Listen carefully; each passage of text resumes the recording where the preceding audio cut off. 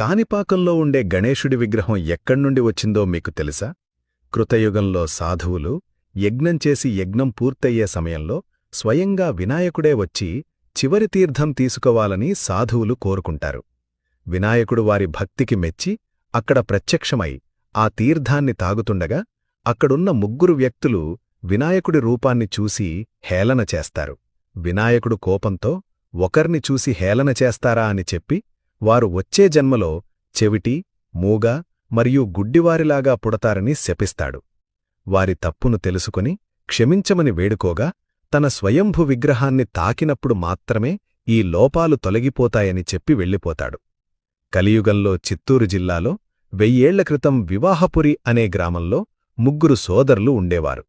శాపం ప్రకారం వారిలో ఒకరికి కళ్ళు కనబడవు, ఒకరికి మాటలు రావు, మరొకరికి చెవులు వినబడవు. వారు ముగ్గురూ వ్యవసాయం చేసుకుంటూ జీవించేవారు.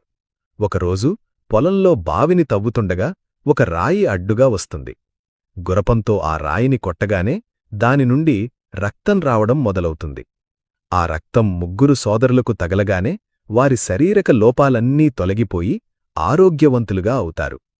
ఆ రాయిని మొత్తం తవ్వి చూస్తే ఆ రాయి వినాయకుడి రూపంలో ఉంటుంది. వీళ్ల ముగ్గురు ఊరిలోకి పరిగెత్తుకుంటూ వెళ్లి వాళ్లందరికీ చెబుతారు.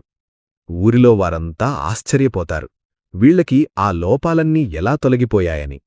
ఊరి జనం వచ్చి చూడగా అక్కడ రక్తంతో తడిసిన వినాయకుడి విగ్రహం ఉంటుంది. ప్రజలు భక్తితో వేల కొబ్బరికాయలు పుట్టగా ఆ కొబ్బరినీళ్లు రక్తంతో కలిసి పొలాల్లోకి ప్రవహిస్తాయి.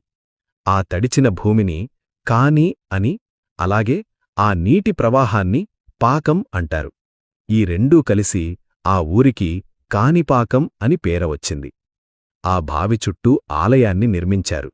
అప్పట్నుండి వినాయకుడి విగ్రహం రోజురోజుకూ పెరుగుతూ వస్తోంది. ఆ బావిలో నీటిని తీర్థంగా ఇస్తారు. ఆ తీర్థాన్ని తాగితే అనారోగ్య సమస్యలు ఏవీ ఉన్నా తొలగిపోతాయని పూజారులు చెబుతారు. అందరూ జై గణేష్ అని కామెంట్ చేయండి.